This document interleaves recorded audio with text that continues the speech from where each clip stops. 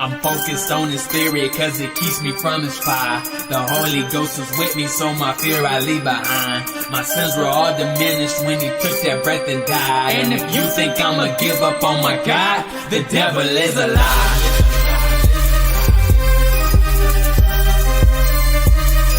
The devil is a lie.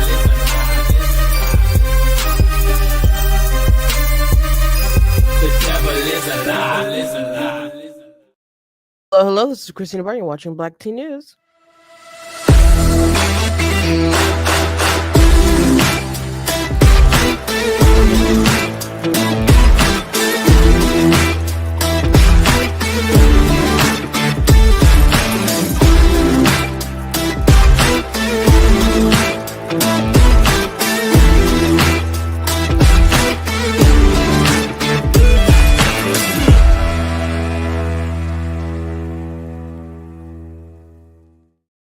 Hello, welcome to Black Teen News. I'm your host, Christina Barr, and today we're going to be talking about some reactions to a tragic murder that happened to a young teen twin. He died in his twin brother's arms after he was stabbed in the heart, basically because he told someone to move from a spot they weren't supposed to be in. And there's some more information or altercation that happened beyond that, but certainly shouldn't have ended with his life ending.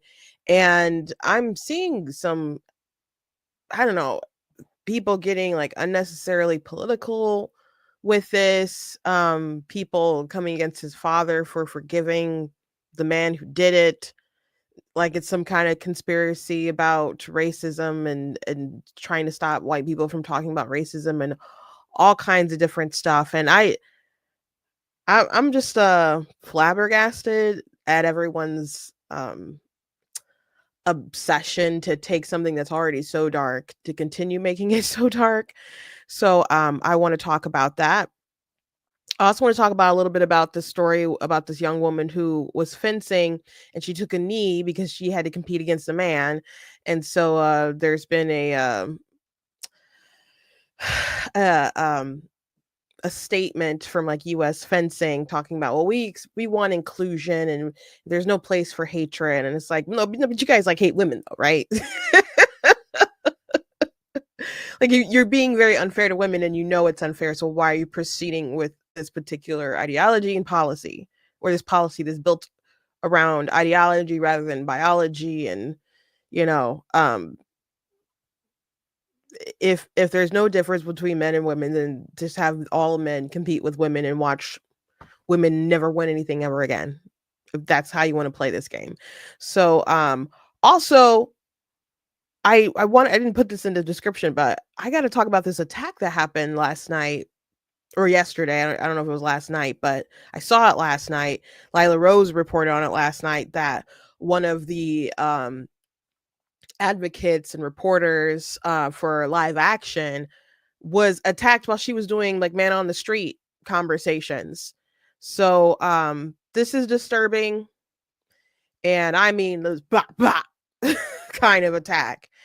So this isn't right.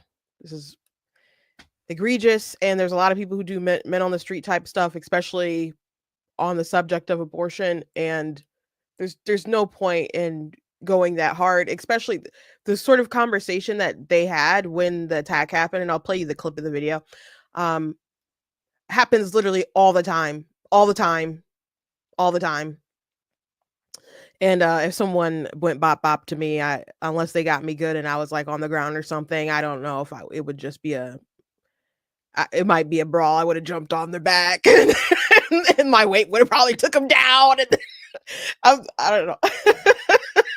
I just don't think I would have took the bop bop and it would have been that. I would think we would have been bop bopping each other. But anyway, before we jump into everything, I want to encourage you guys, go to blackteennews.com, check out different content on the website, different articles, videos, etc. If you like what I do here, please consider leaving a donation on the website, because it does cost to stream and run my site, all that good stuff. So you guys can support. I very much do appreciate you guys.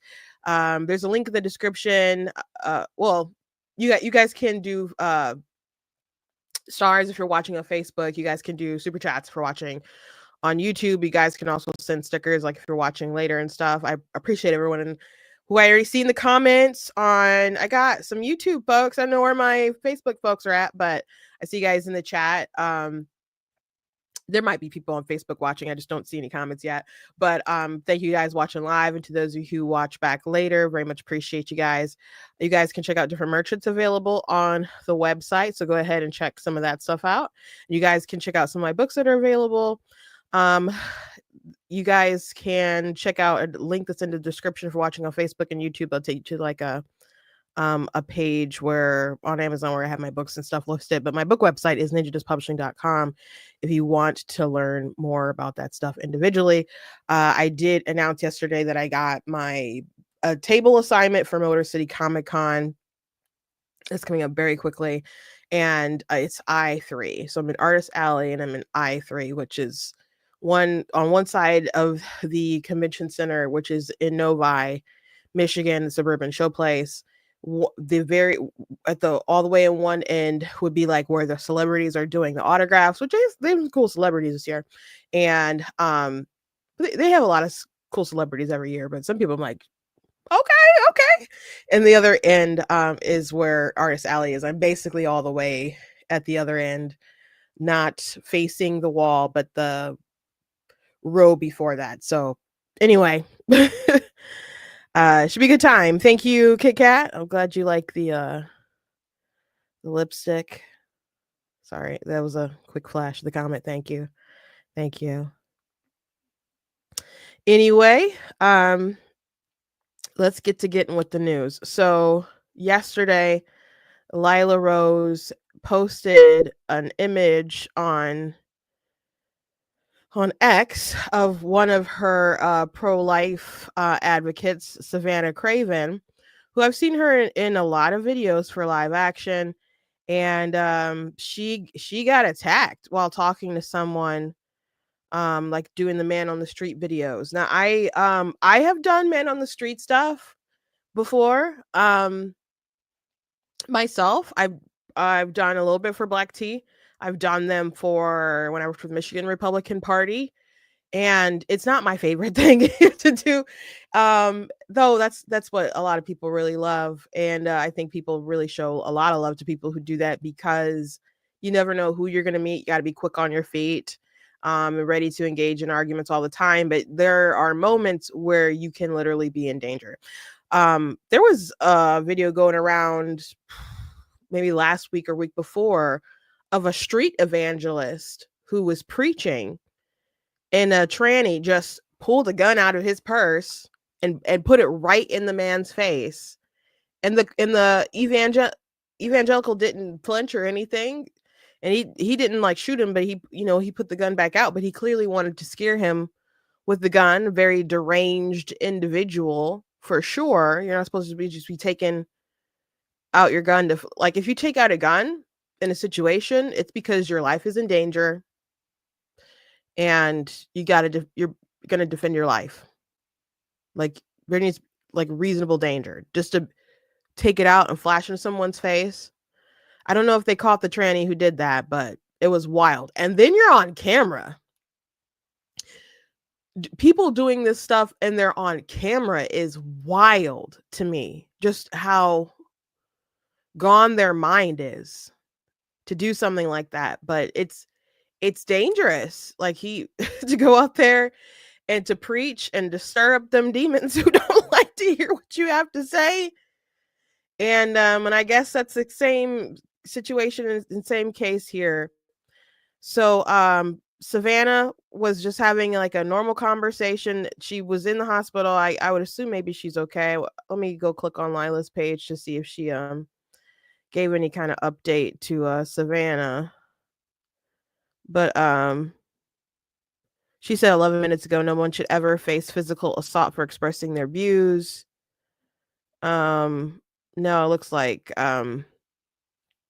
she didn't give any other update besides that. But there's a picture of some blood on her face, and some people are trying to say that that's not, I guess, real blood or whatever, and they just put like grape juice or something on her.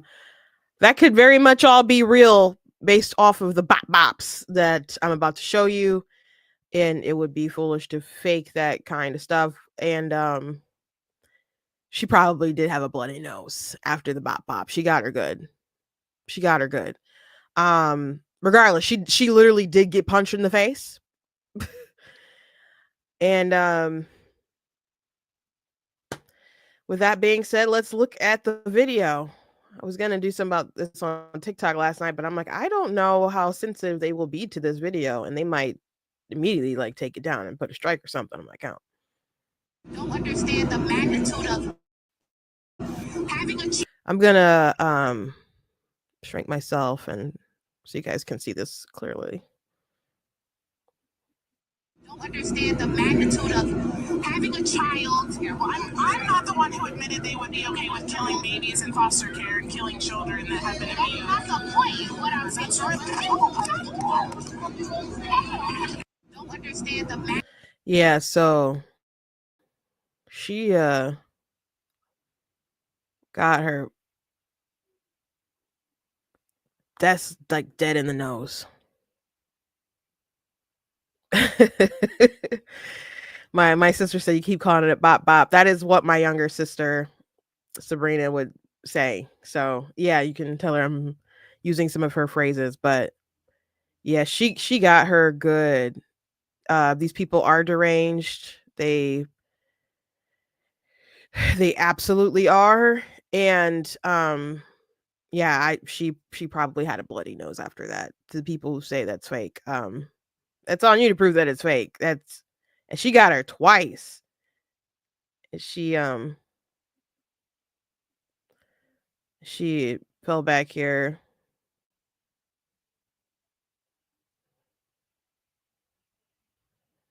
And that's her. It's wild to me that people would do this, and it's wild that they would do it and they're on camera. Like there's clearer shots out there of this woman.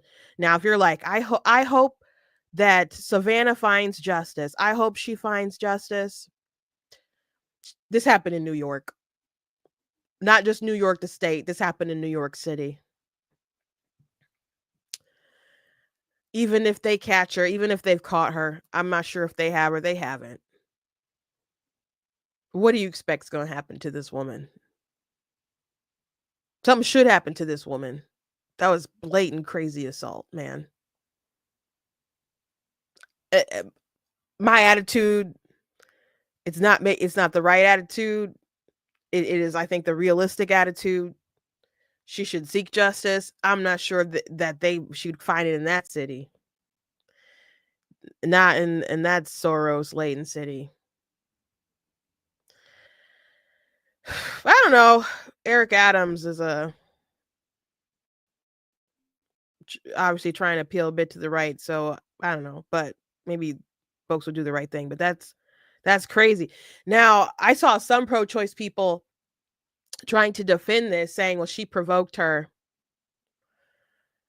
So the conversation that they were having before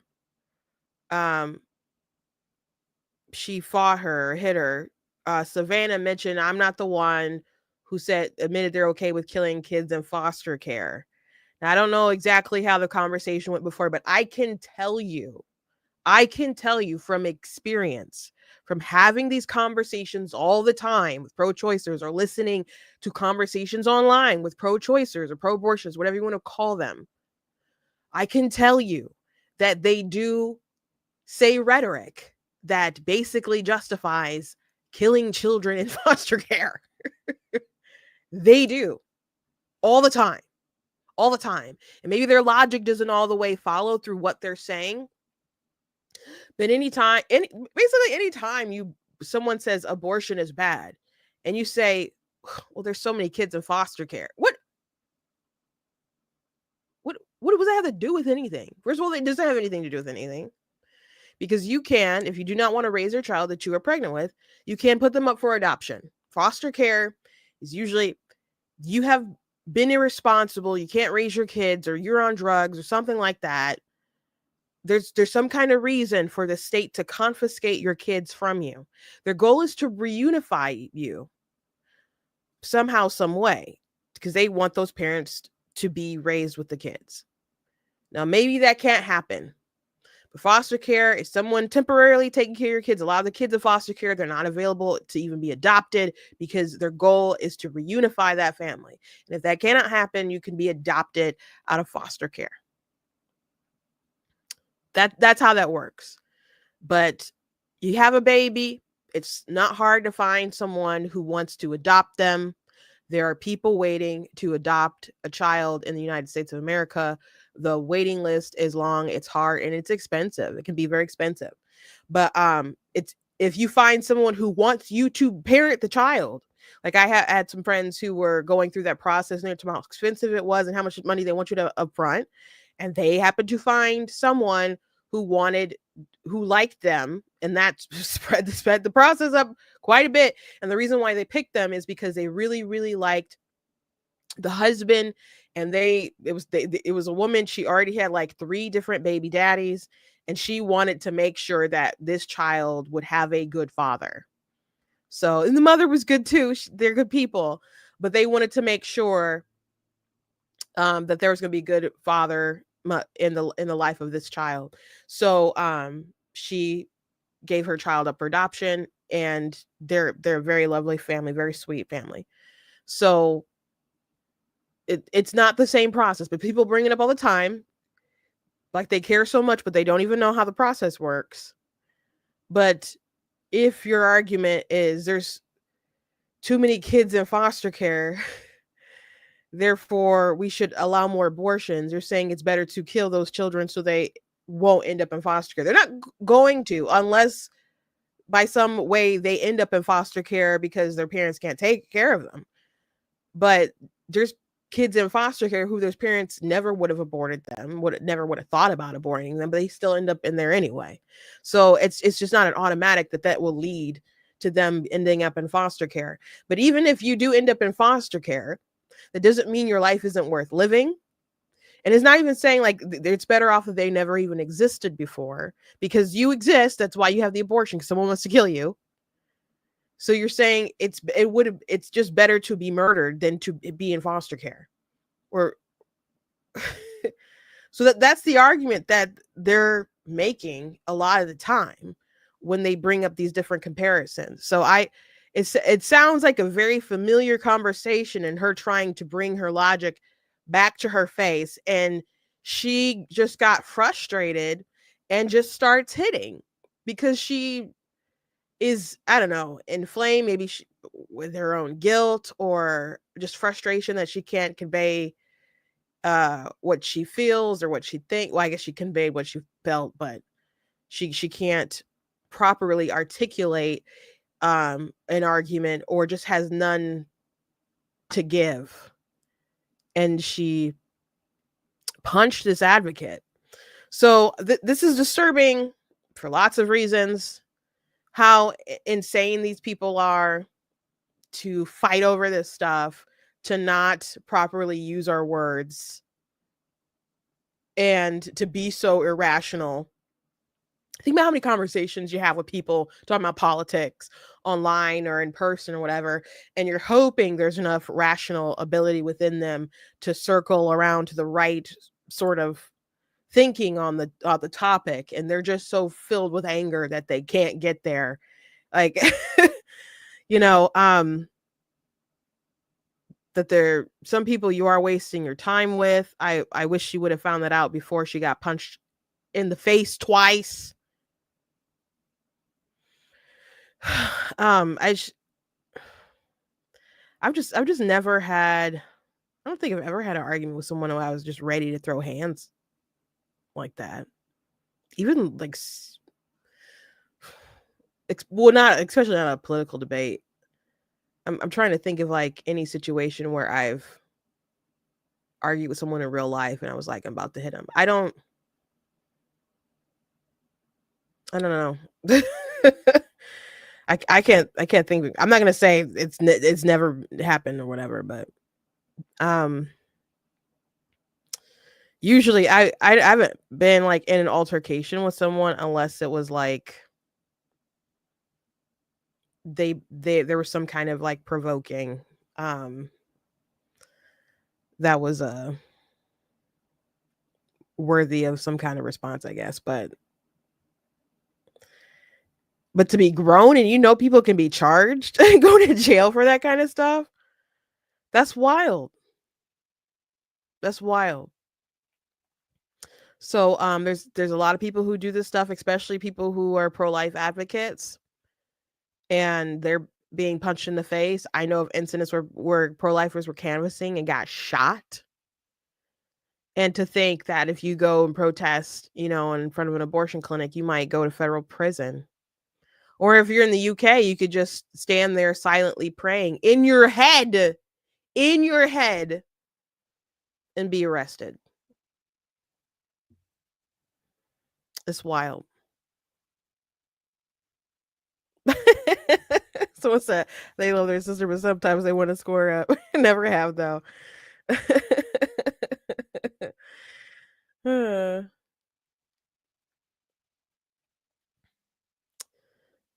There was one time one of my sisters like tried, but I wouldn't fight her.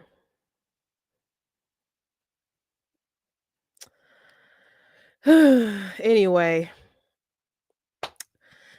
kudos to live action for all that they do. Kudos to those women going out in the streets and doing that stuff.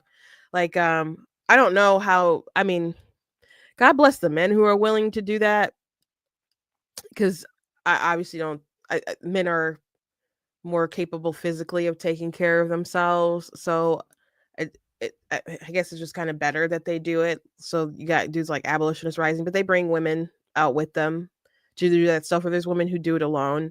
There was a group of I forget the name of the organization, but a couple weeks ago there was pro-life organization protesting out in Oakland County at a pretty busy intersection. Actually, it's I get in the area. It's a pretty busy intersection. But it was near Oakland University, and they had their signs, and people were, honking in support, and they were getting a lot of people flashing the bird at them. But they weren't like you wouldn't get a ton of people who would cross that section. I don't think so. They probably didn't run into a lot of people making different cases or harassing them. They were out for like 24 hours straight. But I know some of the people from live action. I've never met Savannah. I probably maybe saw her in person. I don't know, but I haven't met Savannah. I have met some of the other girls, and have their numbers, and hope to see them sometime after they have their baby. But it's just wild. It's just wild. Speaking of something else that is really wild, you guys have probably heard the story already. I haven't talked about it yet, but it's fairly new, but it's been talked about quite a bit. But there was a young man who had a bright future ahead of him, you'd assume, who was murdered. And this is his twin brother who talks in this video about what happens. And his brother died in his arms, and he was stabbed in the heart by this young man at the bottom. There was this kid, before I knew his name now, this kid was sitting under our tent at track. We asked him to move. He started getting aggressive and talking reckless. And my brother stepped in and said, "You need to move." And he's like, "Make me move." Austin grabbed his backpack. The kid, I tried to whip around as fast as I could, but I didn't see the stab. But then I look at my brother, and then I'm not going to talk about the rest. So just that's just what I saw. And I try to help him, but it was just senseless. It was really senseless. Really, I don't know why a person would do that to someone just over that little argument. It's just crazy in this world nowadays how people just up and do that. Like that man has a family. That man has people that care about them all the time, and he did everything for our family too. He was a strong man. He was a strong kid. So, ugh, I don't know how much I can talk about the story. Just thinking about the sudden loss like that, your twin. His father was interviewed, and his father said a very remarkable thing, that he already forgave the murderer who killed his son. Sad part about it is he died in his brother's arms. They were twins, identical twins, and his brother was holding on to him, trying to make it stop bleeding, and he died in his brother's arms.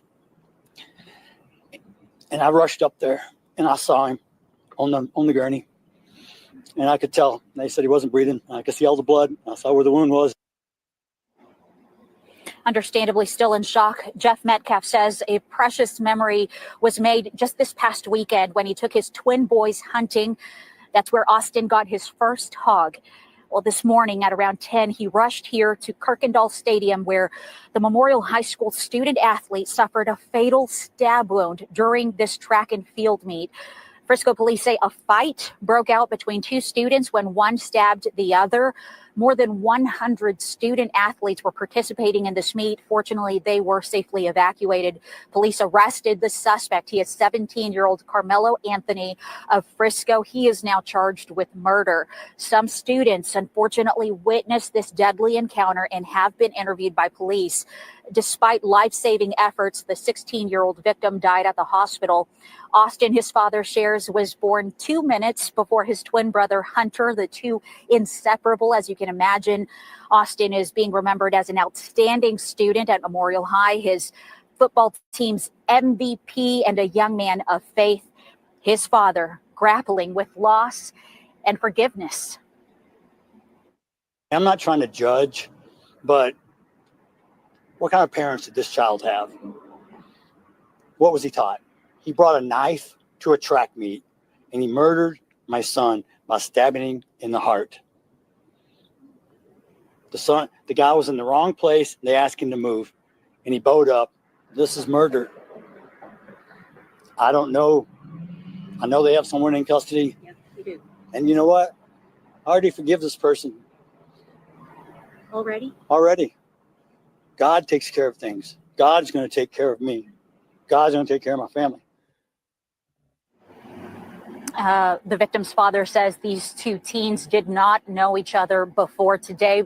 We do need to stress that police have not said what they believe led up to this deadly encounter. There is a prayer vigil tonight at 7 p.m.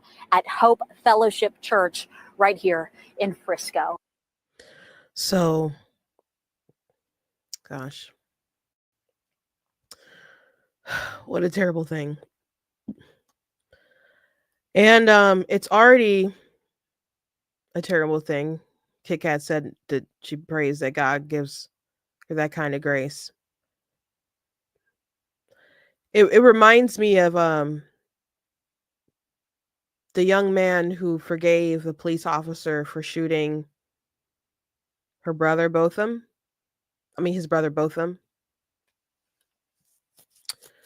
And I did pull that up. I did find that. I'm gonna go ahead and play that a little later. Just to contrast, because there's people who are spreading some conspiracies about how people are being made to not talk about race. And the hypothesis is, I don't know, I guess that the dad is being controlled to say kind of those things, that he just forgives them. And so people will just kind of let it go that a black kid killed his son. So people don't have to focus on that kind of thing. And the better explanation is that he's a Christian. So this account I don't think I'm familiar. I think I've seen it before, but they got a lot of followers. They have 280,000 followers. I already forgive this person. Holy bleep. Do I need to remind you there's a branch of the DOJ called the Community Relations Service that gets the families of white victims of racial murders to publicly disavow racial motivation? Did the CRS do its magic here? And there's a lot of people in the comments that are saying what I said, and like, maybe this was just a man of faith. Maybe that he took the commandment to forgive others seriously. And he's found a peace that passeth all understanding within his walk with Christ. Maybe that's the explanation. Maybe that's the reason there. And this insistence, I guess, or these conspiracies that they're floating around because this white man forgave this young black man who's 17 years old. It reminds me of the outrage at that young black man who forgave the cop for killing his brother, because there were a lot of black people saying, nah, teaching forgiveness is how they teach us to be weak. And you just don't understand the kind of strength that requires. It's not weakness in the least bit. There's such strength to be able to have grace for someone who's done such an injustice to you, to take your son, or to take your someone takes the life of your brother, and you still say, I forgive you. You think that's weakness? You think that's someone just teaching you to be soft? No, what was ridiculous, and why this young man Austin was killed, and why his killer is 17 years old and has ruined his life, is because of a false sense of strength. Because he was in a place where he wasn't supposed to be. They're like, you got to go. And he said, make me. And Austin, the kid who died, picked up his backpack and moved it. And that started an altercation. His brother said the guy was saying some wild stuff. And an altercation ended, I guess, in a tussle. And he had brought a knife with him. That I did, you ain't gonna disrespect me. And he's ruined his life and took another life. That's what happens when you don't value life. And that's what we've been taught to do in our society. All that matters is what you want. Other lives don't matter. And then when Black Lives Matter was going on, I repeatedly would say, we need to teach that your life matters. Because if you believe that your life matters, you're not going to do ridiculous things that are going to lead to the end of your life, whether it's your life actually being snuffed out maybe by the police or someone like that.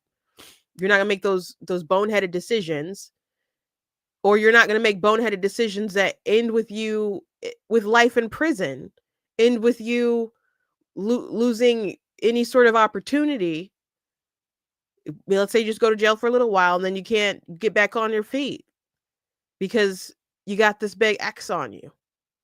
You would, if you cared about your life and thought your life mattered, you would make rational decisions. When my dad was a boy, he saw the Elvis movie, like Jailhouse Rock and stuff, and a lot of people liked it or whatever.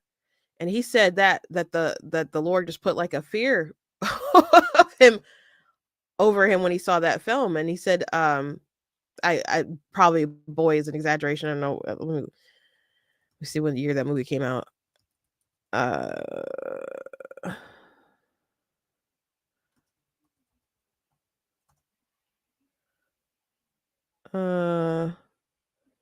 Okay, so he saw it when he must have saw it when he was young. Because the song I guess came out when he was um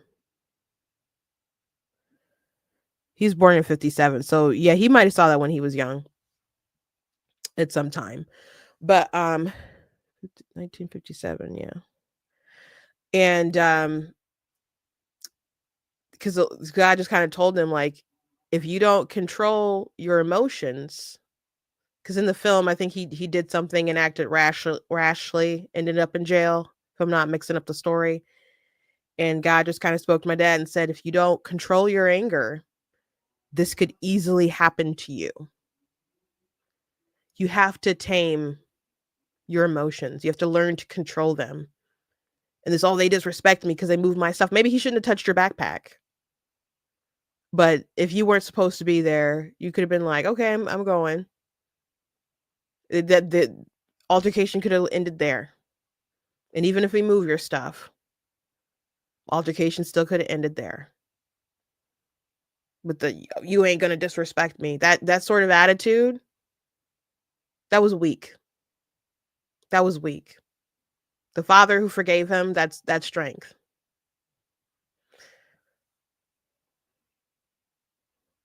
I want to play this video because I immediately thought of this. And people were trying to down this young man too. I just this convicted me. I'm like, Lord, maybe I still got some growing to do. I don't want to say twice or for the 100th time. Wait, let me explain the story if you guys aren't familiar with this. This happened a couple years ago, but a female police officer went to an apartment complex and she went inside and there was a big black guy there, and I guess what she presumed was her apartment, and she shot him. And he might have been eating something too, and she shot him or whatever. And it wasn't her apartment. I don't even think she was in the right floor. And there was like a welcome mat that she didn't have. Like there was all these like red flags, like this is not your apartment. And the layout and different things when you went inside were different. There was a man there who lived there. And then the man that she killed, he also smoked weed. If you're familiar with that smell, I don't know how anyone isn't. How do you not know that wasn't your apartment? So people were saying that she did it went in there and killed him on purpose. I don't know why you would. And a lot of people wanted her to get off. I definitely thought she should have been. She took a life. You know, she killed him, despite what might have been going on her mind, whatever confusion. She deserved to go to jail. She did. Maybe there was no malice or premeditation involved. But still very responsible for what happened. So I had to debate and argue with some folks. I'm like, nah, she deserved to go to jail.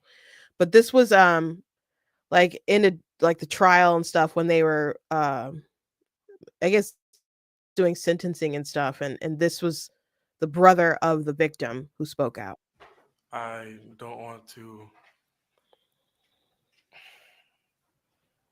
say twice or for the 100th time what you've or how much you've taken from us. I think you know that. But I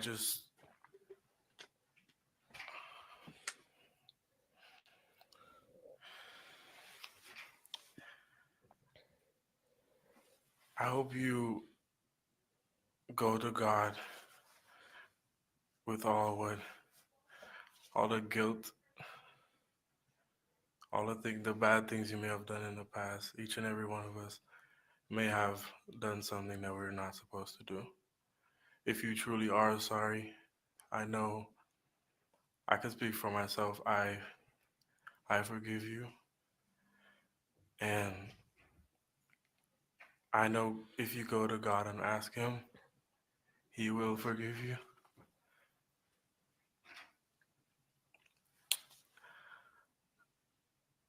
And I don't think anyone could say it. Again, I'm speaking for myself, not even behalf of my family. But I love you just like anyone else. And I'm not gonna say I hope you rot and die just like my brother did, but I personally want the best for you. And I wasn't gonna ever say this in front of my family or anyone, but I don't even want you to go to jail. I want the best for you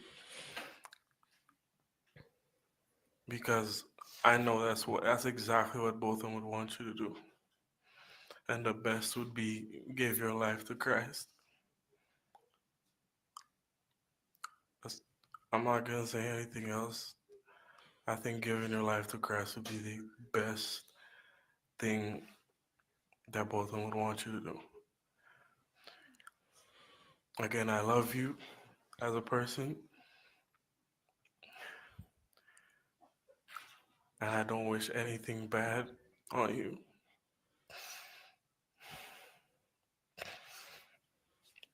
I don't know if this is possible, but can I give her a hug, please? Please? Yes.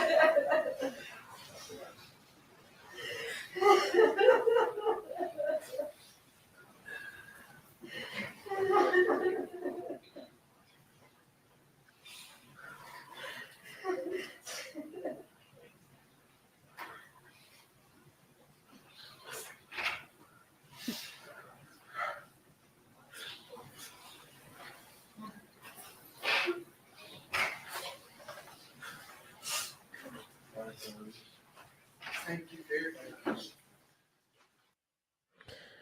And yeah, I remember people being so upset that with that powerful moment of him just showing his heart to this woman, um,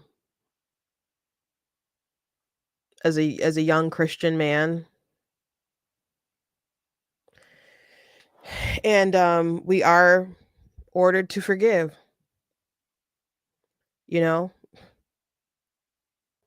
and it is not always easy. She has to carry what she did. That'll be with her always. But he still commanded to forgive, and he did. And that was just, it was an amazing moment. And then people were mad that the judge allowed the hug, and then I think the judge gave her a Bible. People were mad at that.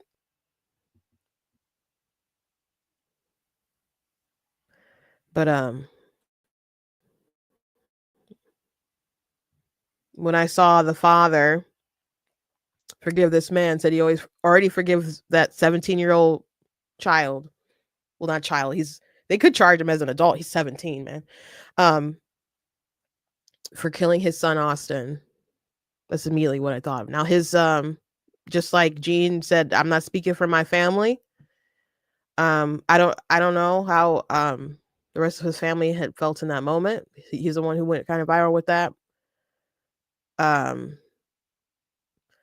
The brother and the mother, they did not feel the same way. They said they're not there yet. And you know what? That it takes time if they can get there at all. But then there's other conspiracies going on from folks on the right about this interview too. So I'll go ahead and play their response. And then I saw him about to fall. I went to go over there. I grabbed him. I see. Let's go. Yeah, I understand. Best I can to understand.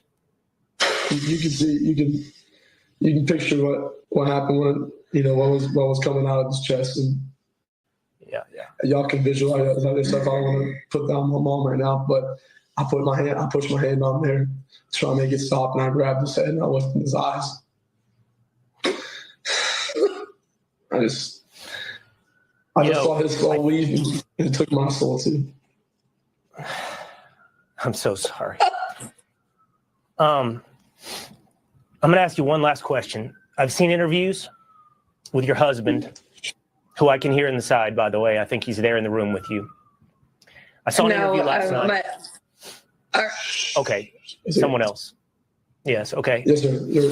But I have seen interviews with your husband in the last... There's like conspiracies just from that shush moment of like someone else being there, of people's... It's like, oh, someone's trying to control the narrative about the race, and like not for them not to like say stuff about the race. And you think there's someone from the DOJ in the room, like with a gun in the back, like, you better not mention this kid's black. Like, I'll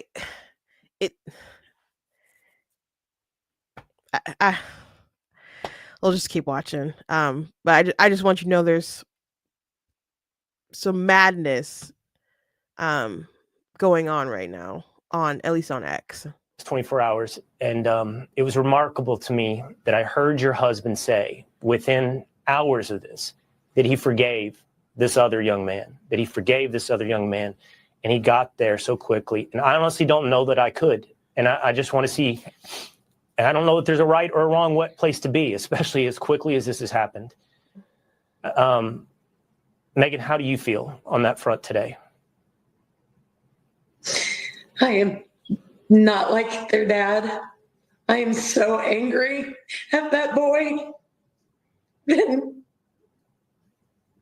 It's just not fair. That's all I have. I understand. I'd like to say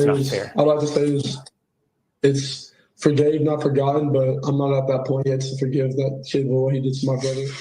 Because, 17 years, my best friend, just there in the blink of an eye, I lost him. So I'm not at that point. So he said they're saying they're not at that point. Someone in the comments doesn't agree with forgiveness, and they said they're not a Christian. And we all sin and we all fall short of the glory. And one day we will be judged all for our sins. And as a Christian, Jesus Christ died upon the cross to pay that debt of my sins. And if you do not accept Jesus Christ as your Lord and your Savior, you'll be punished for all the sins that you committed. Maybe you never took someone's life, but there's other sins in your life that are damnable. So I pray to those who may be watching now or watching later who have not accepted Jesus Christ to take the punishment for our sins. I pray that you reconsider, that you seek the truth, and that you find the truth. But the people that you claim or you would hold hatred in your heart for, you'll be judged for that hatred as well. There was one time I watched a TikTok about a young man, Asian man. He was talking about how he didn't like Christianity, and he was talking about how terrible his father was.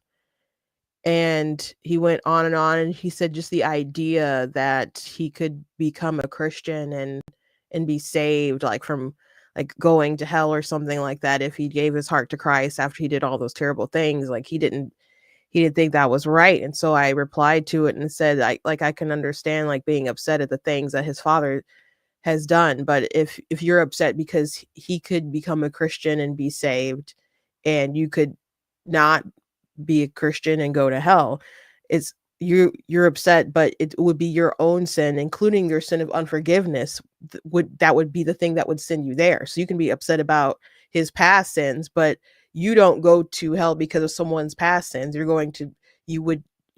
go yourself because of the things that you've done. So you can hold on to that stuff if you want to. And I don't recall them making or proving the case that she did what she did because of a hatred of Black people or whatever. To me, like, I know a lot of people are making all kinds of cases, but from a rational perspective, I'm like, why would someone just do that? Just, to me, it was one of the most bizarre things I'd ever heard, but she absolutely deserved to go to jail for what she did because, taking a life, you do deserve punishment for that. But as Gene said, he hopes that she, finds Christ, and he wanted the best for her. Sometimes the best for you is to go to jail, but still love the Lord, and you never know who you might lead to Christ. As a matter of fact, I've talked about David Wood, that guy Randy. He turned himself in, and he had I don't know, I think it was some kind of like financial crime or whatever. He turned himself in, and he witnessed to David Wood, and David Wood became a Christian, and David Wood has led many to Christ since then. So converted many Muslims and so on. So I thank God for his mission and what he's done. And God can use you wherever you're at in all kinds of different ways. And Gene was used and by the Lord, and Austin's father, I would say, is being used. And I don't like that the Fox News interviewer here even asked that question of this wife and the son. I think it's kind of an unfair question to ask right now. I think people need time for that. And if you expect a whole family to just be on one accord and be like, yeah, we forgive them, like immediately right after a murder has happened, I think you're asking something a little too superhuman of everybody to be on one accord of that. That doesn't mean they won't get there, as they said that they're not there yet. And she's, to me, it's strange to even do all these interviews and stuff right now, but their journey is their journey, I guess. When my mom passed, and she passed, it was unexpectedly, but, her life wasn't taken. I know we are kind of like, we didn't want like a lot of people coming to the house. There were people coming or whatever, but we were just like, if you want to see us, you can see us at church. Some of us like just stayed upstairs, didn't really congregate with folks. Like when some of our members came over, like we came and we talked and or whatever, but most of the time we didn't want to see extras. We didn't want to see like non-immediate family, like, appreciated people bringing over food and all kinds of stuff, but it was hard. And I saw some people mocking this woman, like as if she was putting on a performance. Like when I cry or laugh, my shoulders get to shaking like that too. So I just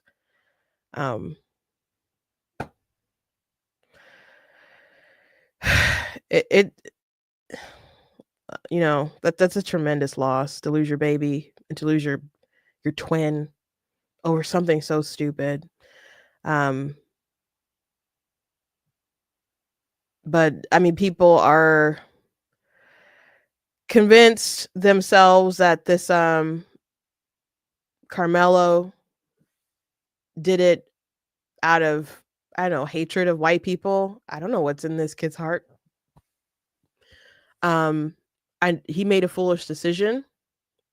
Like I said, people could say Black Lives Matter all day long, but you have to believe that your life matters, that your future matters, and you have to decide to make positive decisions that are going to put you and your family in a better situation. And I'm seeing people talk about disproportionate violence in the Black community, and there's a problem and there's an issue, and we can have those conversations all day long. I think they're important to have. I don't know why people are so gung-ho to want to attach it with this particular story. I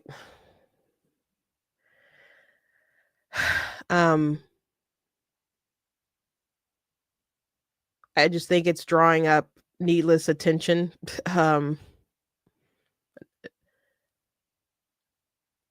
But like Matt Walsh said something, for example, and it's leading to a big conversation on a race, but I guess I'll just go ahead and find it. So now that I've mentioned it,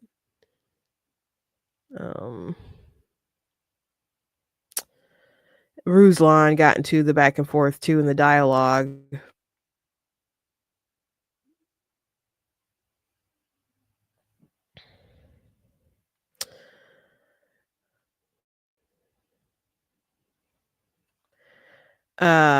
Matt said, if I told you that a young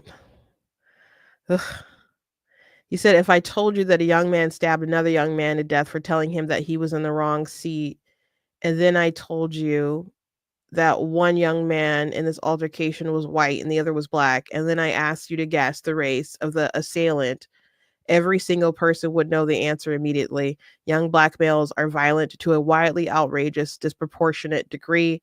That's just a fact. We all know it. And it's time that we speak honestly about it, or nothing will ever change. I think the way you talk about things matter. And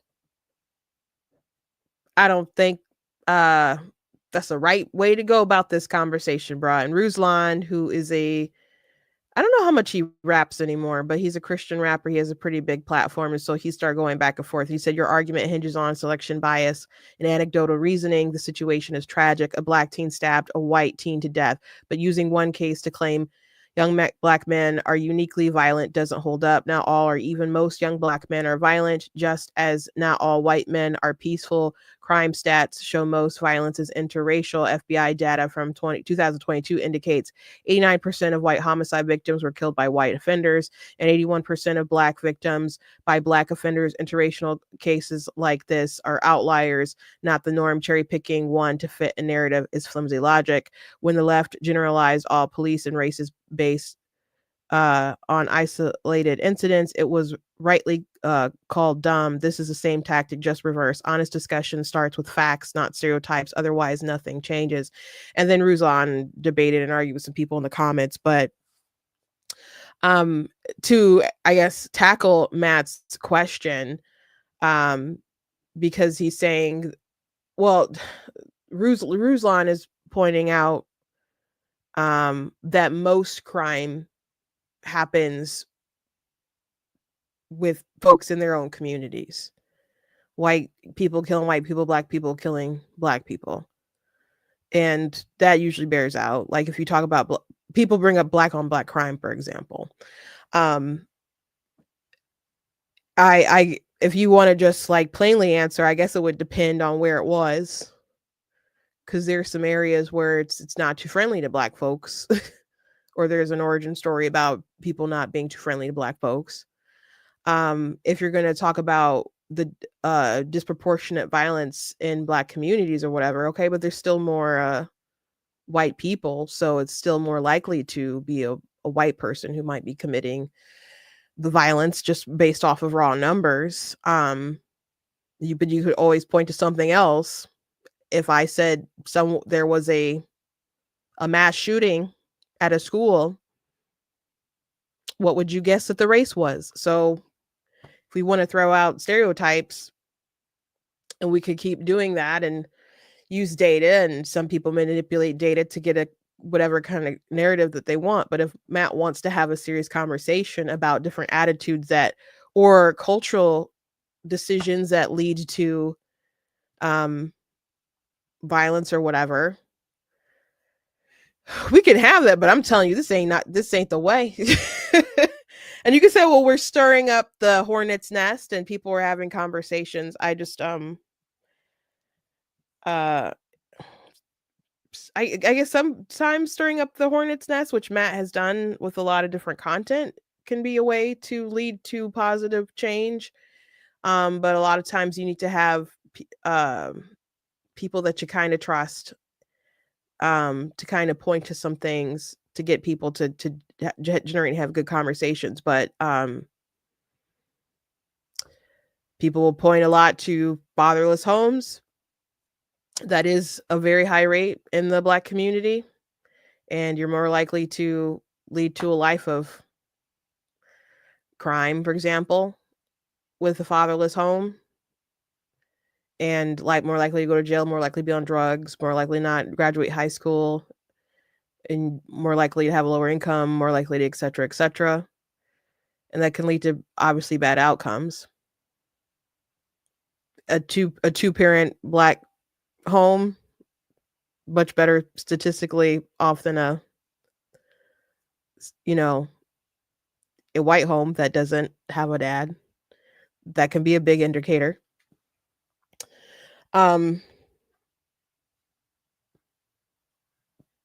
So what do you do about that? Well, you can teach family values, and you can teach, we've been talking about Christianity, what a man ought to do, what a man ought to be. And what a man ought to do and ought to be isn't someone just getting upset that someone moved their stuff and to be all big and bad and to get into an altercation. That shouldn't have happened. That shouldn't have happened. And he certainly shouldn't have brought that knife there. So one way or another, you could say don't touch your people's stuff, but it shouldn't escalate it to that degree. Like, there's an issue where people like feel like they got to show somebody how tough they are, and then they resort to violence. The first thing we show was that woman hitting, that was a black woman attacking another black woman. They had difference politically, ideologically, and she busted up that pro-lifer's face because she couldn't win an argument.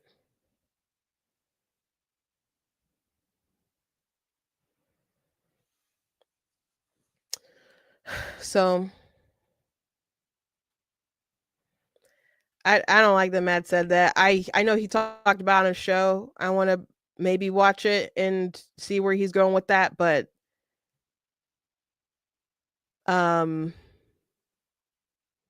if you do really want to impact positive change, bruh, I don't think you do it with them kind of tweets.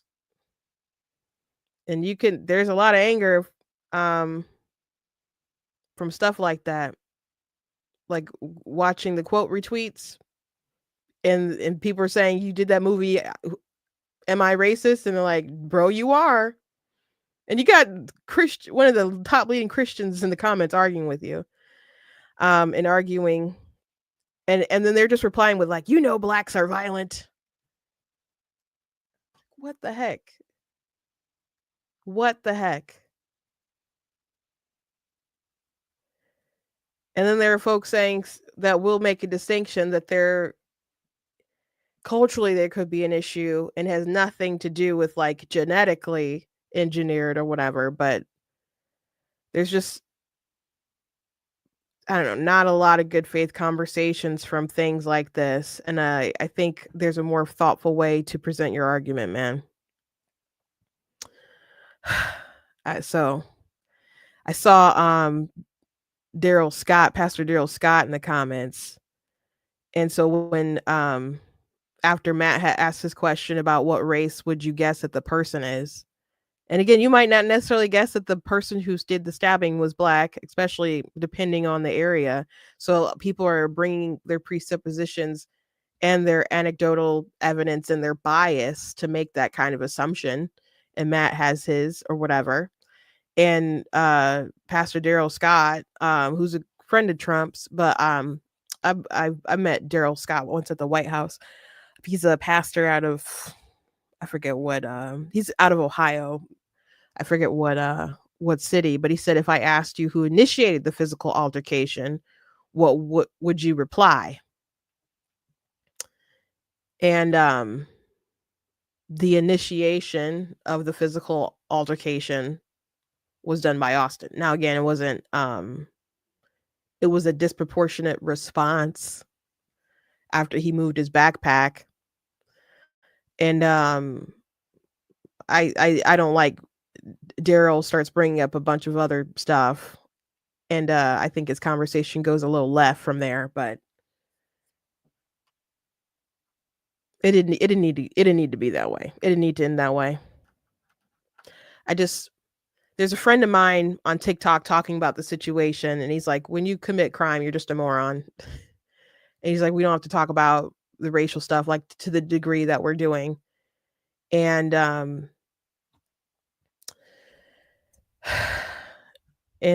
he was just commentating on a lot of the rhetoric around this stuff, and he did also talk about the strength of the father and how his father, for even forgiving that man, just showed a strength a lot of people don't have. But it's just wild to me that there's people on the right who are like, they just don't want us to talk about the race. Or maybe people want justice for the individual, and there's an individual that did a terrible thing. And there might be different cultural reasons that led to psychological reasons that led to that individual doing what he did that need to be explored and talked about, and parents held accountable for what they did or didn't do, which I'm sure they'll carry with them as they watch their son have to go to jail for what he did to this other child. But we live in a society where we don't teach the value of life, where people get angry if you teach the value of life, as we saw at the beginning of this episode with a woman literally punching another woman in the face because they were having a conversation about why it's wrong to unalive children. And now we see almost grown children unaliving each other over moving a backpack and being in the wrong spot, as if he's some kind of violent Sheldon Cooper. Like,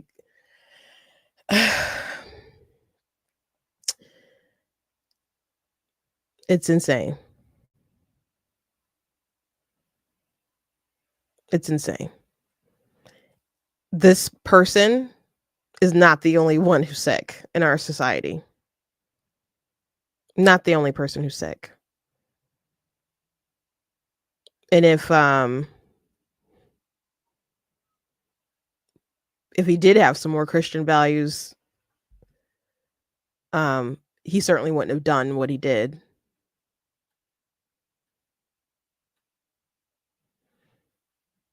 So I think we all need a little more Jesus, I guess, is the moral of today's story.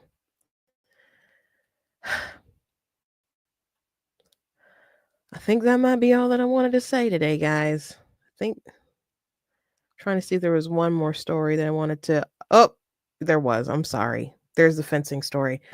You guys probably already heard about this, but there was a fencer who decided to forfeit her match because she was matched against a boy. So we'll hear a little bit from her, and then I'll read to you guys the announcement about inclusion. Initially, I told them that I was refusing to fence because this person is a man and I am a woman, and this is a women's tournament, and I refuse to fence on principle. And then later, right after this, we see your opponent comes over. What did you say to your opponent at that point? My opponent was a little bit confused, thinking that I was maybe hurt. And I said, no, I am refusing to fence you because I'm a woman and you are a man. I have much love and respect for you, but I will not compete against you. Wow. And he responded, okay, well, there's a, yes. Yeah, I was just going to say, I'm sorry, what was his response? His response was, okay, but there's a member of the board of directors here, and he supports me. And there's a policy that says that I'm a woman and I'm allowed to compete in the women's tournament. And if you do this, you're going to get black carded. And I said, I know.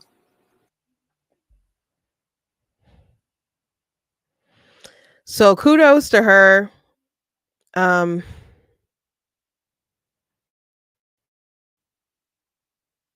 Kudos to her for standing up for herself, for standing up for women, despite the fact that she knew that she was going to be disqualified.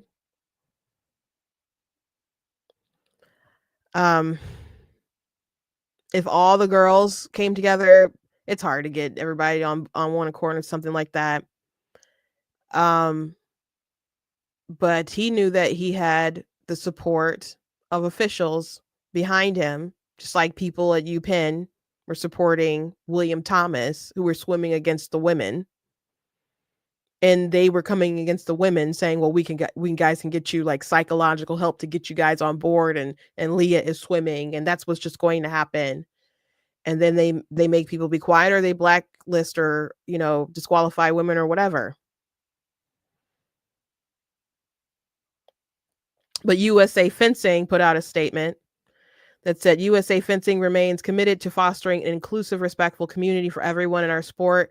We believe, and by the way, this dude was competing with other guys not too long ago. So we believe in the principle of creating safe communities where all athletes and community members have a place. While we understand there are a range of perspectives, USA Fencing will continue to engage in respectful research-based dialogue and review as policy evolves in the Olympic and Paralympic movement, as well as domestic law. Hate speech or targeted hate of any kind is not acceptable, online or in person. Let's keep the conversation respectful and the strip welcoming to all. If there is no difference between men and women, then we don't need male and female categories. And you know what? They're like male and female categories anyway. Like, sports is so biological. And that's why we have the different setups between male and female. So it really shouldn't be beyond that. But how you identify shouldn't matter one way or another, and that your self-perception doesn't change what you are. So everyone treating this man like a man, or even if everyone decides that he's a woman, it doesn't change the fact that he's a man. So that's a hard thing for a woman to do, to stand up for just the truth. You shouldn't have to put everything on the line to say something that's true. To stick up to like a basic principle of, this is a women's tournament, so I want to compete against other women. Like, if she wanted to compete against against men, she could have tried to go compete against men. But there's a reason why we separate the different categories. And if there's not a reason, then we just need to not just get rid of those lines, have everybody compete, and watch women never win a thing again. Just watch it happen. But there's a reason why we don't do that. So I don't understand. And then if it's required for you to be a woman is whatever someone when they identify as a woman, if that's all it takes, then why are there biological markers with the hormones and other things that they think that people need to at least meet before they say that they can play whatever sport? They acknowledge at some point there's some kind of biological mechanism, parameters. They just want to start drawing some lines. But if you've gone through male puberty, there's different things in your body about how you've developed that make you far more competitive than a female. And I don't even like that being the metric of whether or not you've gone through your full puberty as a male or not, because that just incentivizes people to quote unquote block their puberty when they're young. So either you're a male or you're a female. And if it's so important to you that you want to be identified as a female and you want to take your hormones and you can't compete with the dudes anymore because you've been taking estrogen and you would just kind of flunk out, that's a decision you made to live whatever lifestyle you want. But women should not have to pay for that. Women should not have to pay for that. So kudos to her. I hope this madness stops very soon, but I don't know how long they can keep pushing that with I guess so many executive orders or whatever out regarding this topic. And they really need to push some legislation fast, because as soon as Trump gets out of office, they'll try to flip some of this stuff and cancel some of these executive orders. But I don't know, it's an 80-20 issue. So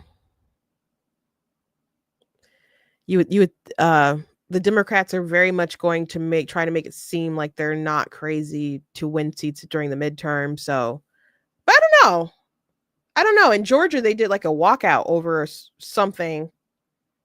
It was a bill to not put taxpayer money to transition prisoners, and the Democrats did a walkout. So you would think that they would not take crazy positions, but many of them are continuing to double down. But then you have people like Gavin Newsom who are saying some things that make sense, even though he's been a big perpetrator of the ideology, pushing a lot of nonsense. But they'll lie because they're trying to revamp themselves because they want to win elections, and maybe they will. Maybe they will. We'll have to see where the economy is with this tariff situation. Anyway, God forgives. I see this conversation still going on in the comments about forgiveness and the young man who forgave the woman for killing his brother. I mentioned already that David Wood was saved in prison by a man who turned himself in named Randy. And David Wood, if you hear him, I very much encourage you guys to go listen to David Wood's testimony about how he came to Christ. The reason why he was in prison is because he tried to murder his father, I think with a hammer. Pretty gruesome. He wasn't like well in the head. But he made a decision and he wanted to kill his dad. And he didn't finish the job, but he ended up going to prison. And that's where he met Randy and he came to Christ. And one of his favorite people in the Bible is Apostle Paul. And the reason why he loves Apostle Paul is because Apostle Paul was saved by the grace of God, just like David was saved by the grace of God. But Apostle Paul, responsible for killing Christians. My sister said it was indeed a hammer.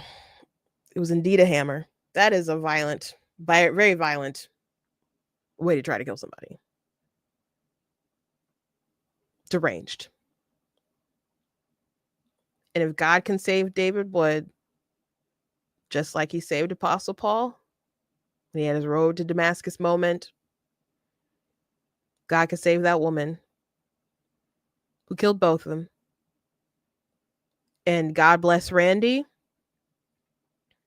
for standing in the gap and debating David Wood and leading him to Christ, or leading him to the place where David could, pray a prayer for Christ to come into his life, be a savior. God bless that young man who hugged that woman. God bless that judge who offered that Bible. And she can, I don't know what's going on in her life right now. I don't know if she ever decided to let God be the Lord of her life. That's her choice to make. But Gene made his choice. Choose ye this day who you're going to serve, and he chose Jesus Christ. So I hope this commenter who's not a Christian in my comments, I hope one day you'll make that decision too. But God will give you peace that passeth all understanding. He'll give you a heart to forgive, the strength to forgive, because everyone is a sinner. I'm not saying all sins are the same. That's not biblical. People say it's not biblical. And whatever sin you commit, you can't take back. I saw a great video the other day about whatever, because some people will say that hell isn't, why should people go to hell for go to hell for eternity for finite crimes? And he mentioned, like, why would you say that they're finite crimes? Whatever you've done will forever be something that you have done. And I'm like, gosh, that's really simple, and that's true. Like if you've lied to someone, that lie will always exist. You can try to make amends, but it always exists.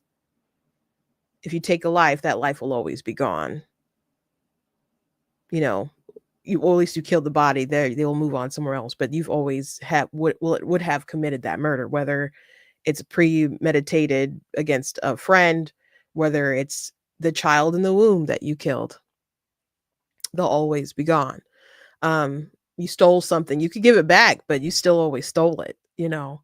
So those are sins that still always exist, but the blood of Jesus Christ can cover those sins. So you do need a eternal God for that. We are all responsible for what we do. So we need to be I think we should mind what other folks do and want them to do better, and obviously not want them to cause harm against us and people that we love. We also have to be accountable for the decisions that we decide to make, whether they're terrible actions or they're just the action of deciding to hold unforgiveness in our hearts. We're accountable for those things. So I want to be more like that young man who forgave instead of choosing to hold on to hate. So anyway, God bless you all. Hope you guys enjoyed the show. Please go to blacktnews.com, check out different content on the website, different articles, videos, etc. If you like what I do, please consider leaving a donation on the website, because it does cost to stream and run my site, all that good stuff, so you guys can support. I very much do appreciate it. Appreciate you guys. You guys can check out some of my merch on blacktnews.com, different mugs and t-shirts and so on. So go ahead and pick up that stuff. You guys can also check out some of my books as well. That's available on Amazon, including one of my nonfiction books is Slay Your Fear, How to Overcome a Spirit of Fear. And another book that I have is, of course, God is Blatantly Against Abortion. You guys can pick that up, but I have a lot of fiction stuff you guys can read. There's a link in the description that should, if you're watching on Facebook or YouTube, that'll take you to an Amazon page where you guys can see some of my stuff. So I encourage you guys to check it out. You know, need something to do this weekend. There's some reading you guys can do. And I will be at Motor City Comic Con next month. And I told you guys my booth. I don't know if Tina's still in the chat. But Tina will be next to, I assume that's what I wanted to ask. I don't know if she's still there. I don't know if she saw our email, but I'll get that figured out. But we're usually next to each other. We do request it. Thank you though. I don't always have, thank you to everyone watching. Those of you who watch back, I don't always have people in my comments who agree with me. Not all of my people who subscribe to me agree with me all the time. Like when we were talking about those tariffs yesterday. Not everybody always agrees with what I have to say, but I appreciate people being around and having the conversation. And I see you guys being cordial. And that's what we ought to be able to do, and not just bop people in the nose. I know we can't do that over the internet, but I still can't get over someone doing that. I'm not totally surprised, but I just, if it were me, I think that it probably wouldn't have been I don't know. I would have needed the direction of the Holy Spirit to proceed. I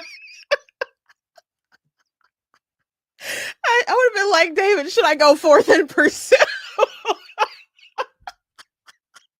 I'm like, is this a go forth and pursue like zigzag, or is this a turn the cheek? I need some direction, Lord. That's what I had to have done. But anyway, God bless you guys. And I will see you on Monday.